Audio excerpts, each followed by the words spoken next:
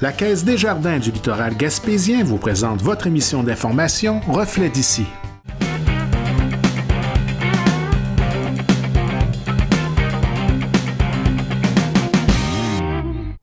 Le jour de la marmotte arrive à grands pas du côté de Val-d'Espoir avec la prédiction de Fred, notre marmotte officielle du Québec. On rencontre Roberto Blondin, instigateur de la Journée de la marmotte à Val-d'Espoir. Bonjour à tous, bienvenue à cette entrevue pour votre émission Reflet d'ici. Aujourd'hui, je reçois Roberto Blondin, organisateur du Jour de la marmotte. Bonjour à vous. Bonjour. Vous allez bien? Très bien. Alors, vous êtes l'organisateur, c'est la 11e édition du Jour de la marmotte. Oui, c'est en plein ça. C'est la 11e édition. Ça a pris 12 ans. En fin de compte, c'est la 3e parce que ça a pris 2 ans à organiser ça pour faire en sorte que ça a eu lieu. Mais ça fait 11 ans, là, ça va faire la 11e année qu'on fait le Jour de la marmotte. Puis, cette année, ça va se passer quand, ça? C'est le 2 février. C'est tout le temps le 2 février. Hein. Puis, c'est un dimanche, le 2 février, à l'église de Val-d'Espoir. Ça va commencer à 5h30, c'est ouvert. Il va y avoir, comme d'habitude, on garde la même tradition. C'est sur les crêpes. L'organisation, on axe beaucoup sur la famille, les jeunes, tout ça.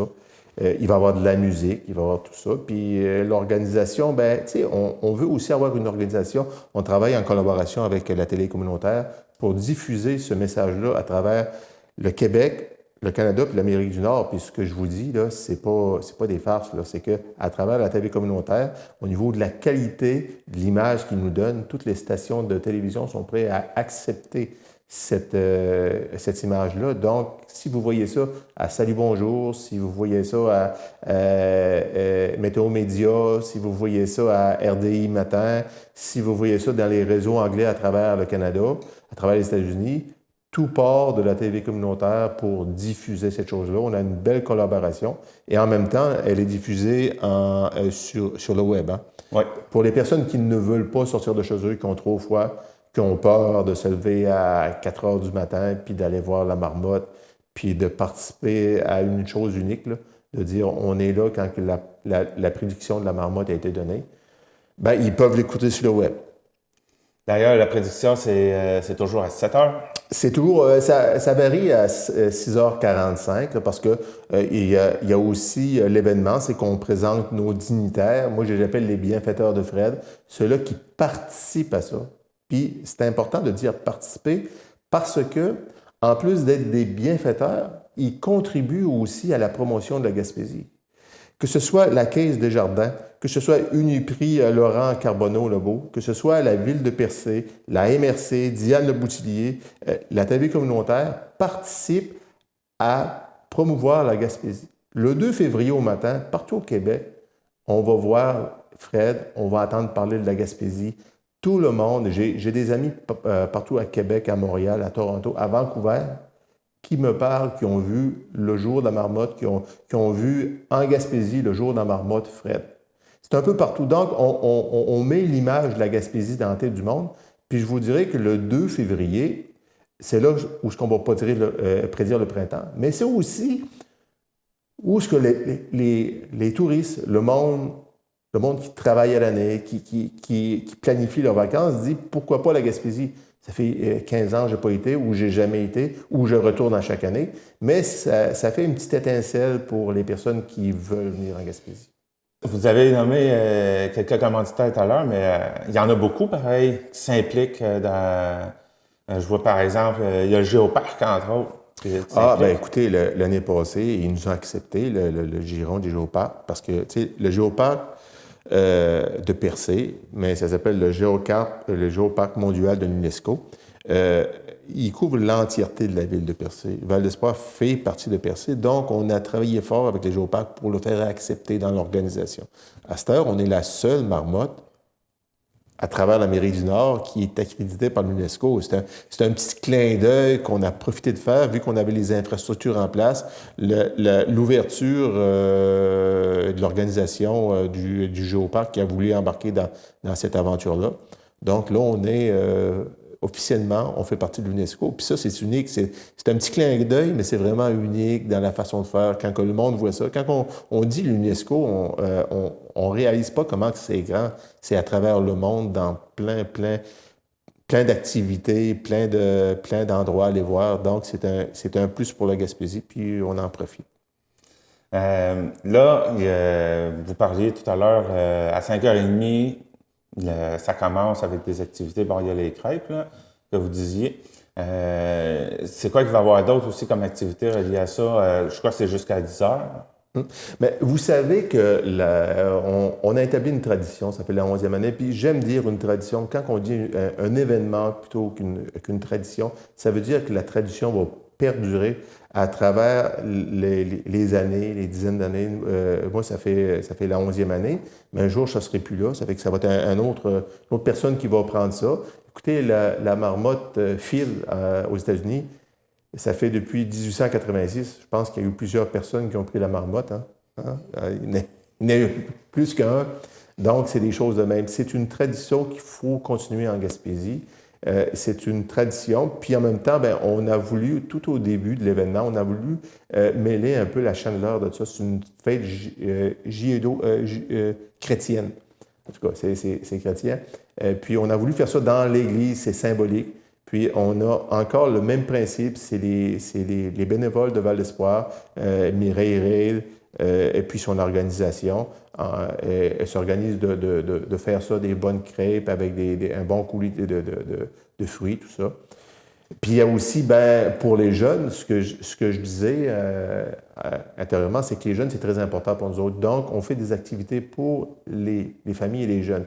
C'est sûr qu'on garde l'aspect maquillage pour les jeunes. On trouve ça vraiment, les jeunes sont joyeux, ils se font déguiser en marmotte. C'est sûr qu'en termes d'activité, on a un chansonnier, Jacques Desgaries, qui va faire des bonnes chansons. Vous allez manger l'ambiance dans une église.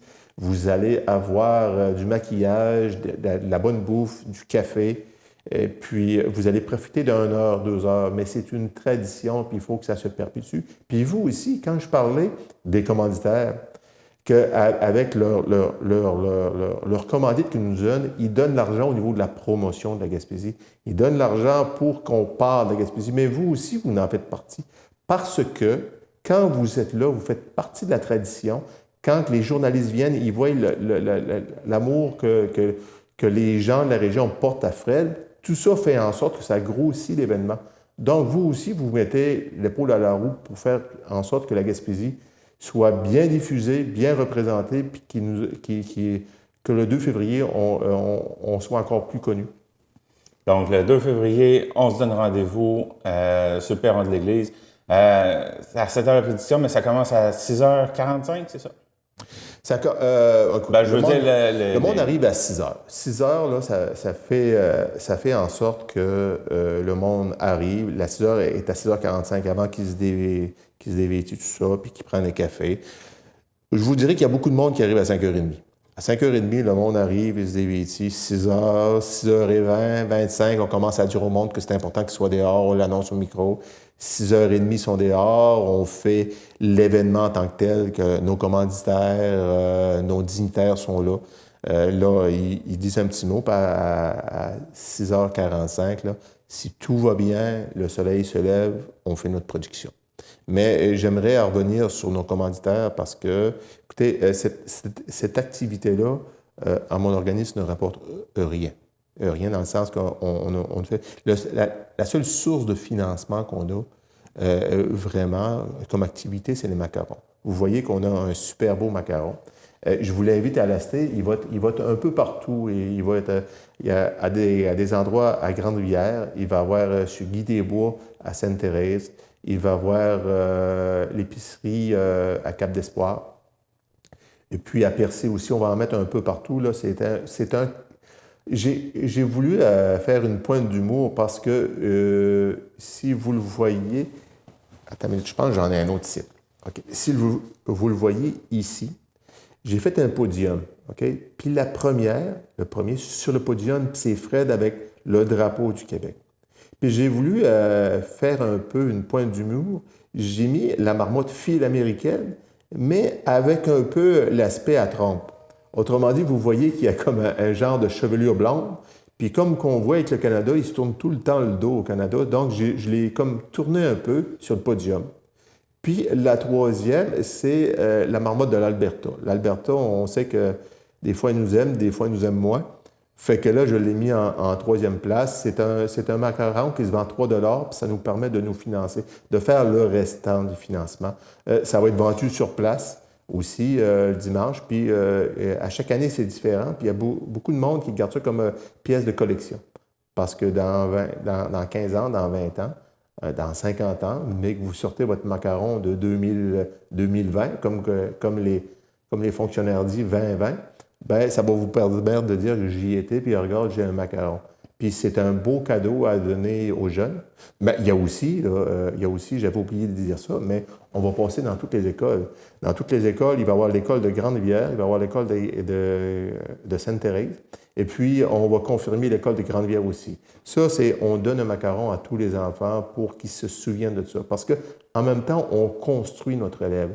Je reste tout le temps surpris, moi, de voir des jeunes de la polyvalente, parce qu'on dit que c'est des adolescents, ils ne s'intéressent pas à la marmotte. Mais ce qui est intéressant, c'est que, v'là 10 ans, sont ils au primaire, à Val-d'Espoir, à Sainte-Thérèse, à Grande-Rivière, puis ils venaient voir l'activité.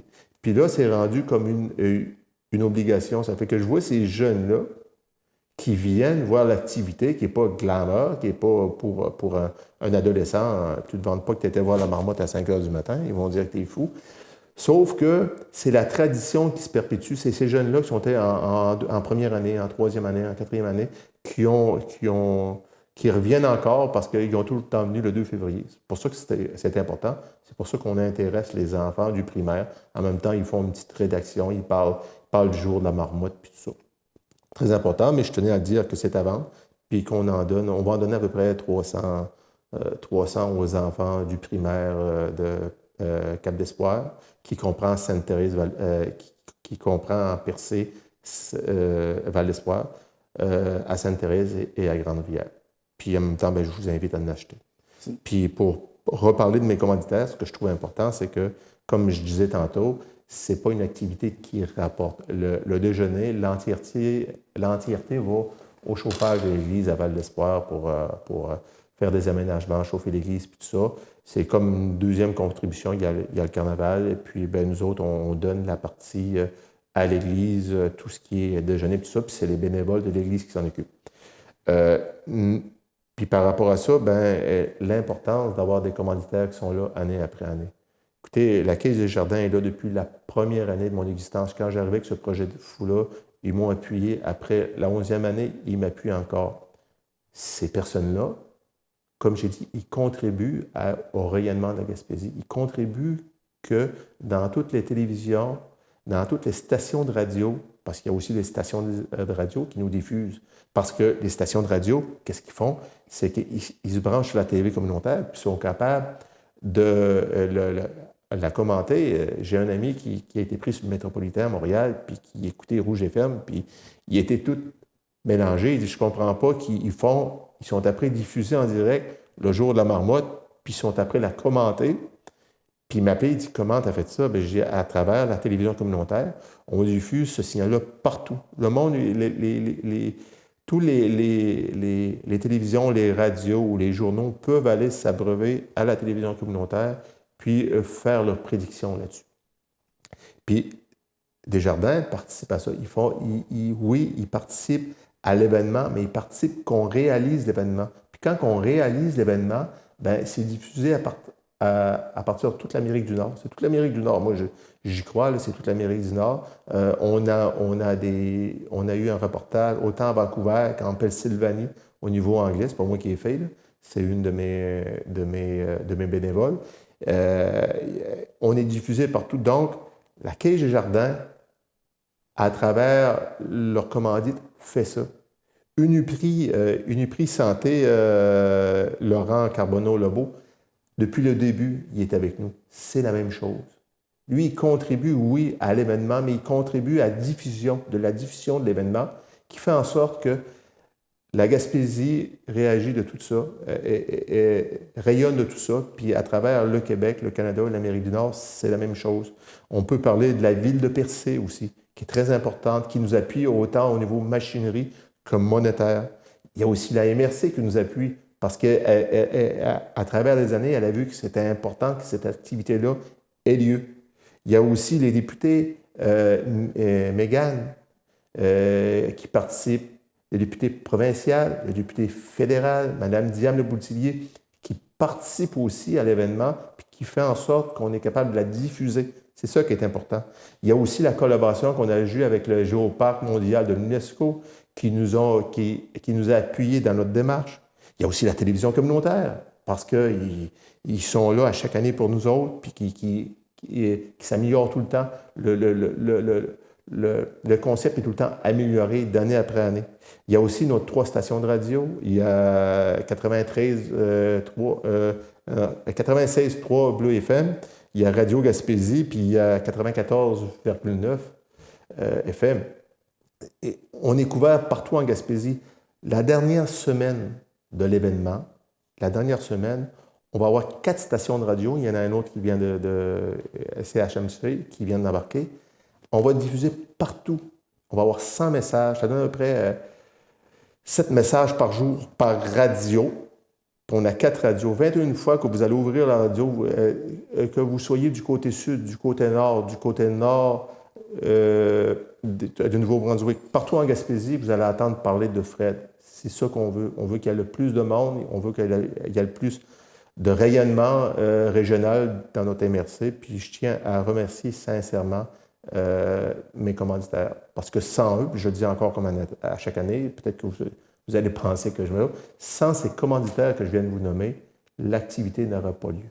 Parce que ce n'est pas une activité pour ramener de l'argent. Il n'y a pas de prix d'entrée, il n'y a pas rien. Le seul moyen de financement qu'on a, c'est nos super beaux macarons, puis je vous invite à les acheter. Mais c'est juste ça qu'on a. Ça fait que je tiens encore à les remercier de tout cœur. Ces macarons-là, on peut se les procurer un peu partout. Un peu partout. Sur le territoire. Oui, puis il va en avoir aussi le dimanche. Le dimanche, puis j'aimerais finir, parce qu'on a parlé d'activités, il va y avoir aussi, pendant l'événement, avant l'événement, il va y avoir de la musique puis de la danse des enfants qui vont se faire sur la scène. Il va y avoir aussi notre chansonnier, ça, ce qu'on a dit. Il va y avoir encore des cartes postales qui sont après d'être faites. Ça, les cartes postales, c'est très important parce que c'est aussi faire un clin d'œil aux amis que vous connaissez à travers le Québec ou ailleurs, de prendre votre carte postale qui coûte pratiquement rien, 50 sous, puis d'envoyer un message, puis de lui poster ça. Le email, c'est la même affaire, mais la carte postale, c'est traditionnel, puis ça fait travailler facteur. Ça, ces cartes postales-là vont être en vente sur le site? Oui, ils vont être en vente sur le site aussi, oui. OK. On a fait le tour? Ben, pas mal, oui. Puis je tiens encore à remercier en finissant tous les bénévoles là, qui m'aident. Ce Val d'Espoir, on a peut-être 20-25 personnes qui vont participer là, pour 1 heure. En fin de compte, mettez 2 heures dans l'événement, le flash, à peu près 25 minutes. L'événement en tant que tel, mettez un gros 3 heures. Ça fait qu'on travaille pendant des semaines pour organiser ça pour l'ensemble de la communauté, la MRC, puis partout en Gaspésie, pour que le rayonnement se fait. Fait que c'est beaucoup d'ouvrages. Je tiens à remercier tous les bénévoles de proche et de loin qui aident à la réalisation de Fred. Puis cette année, est-ce que ça va être Gros Fred ou Petit Fred? Gros Fred, je vous explique, c'est le père, c'est le premier. Il avait 10 ans, il va avoir 11 ans. Je vais voir dans quelle situation il est, mais que je vais aller le voir prochainement. Puis, mais il y a Tifred, son fils, son vrai fils. Il continue à aligner, on va voir. Peut-être que ça serait le bon temps pour faire la transition. C'est comme dans toute chose. Hein? C'est le père qui passe au fils. C'est Tifred qui va continuer la tradition, mais si on veut que ça dure des années et des années, c'est sûr que Tifred, il va avoir des petits, puis que ça va se partir. Mais on va essayer de garder la même race. Une tradition qui va se poursuivre. Une tradition qui va se poursuivre. Roberto Blondin, merci d'être passé nous voir en studio.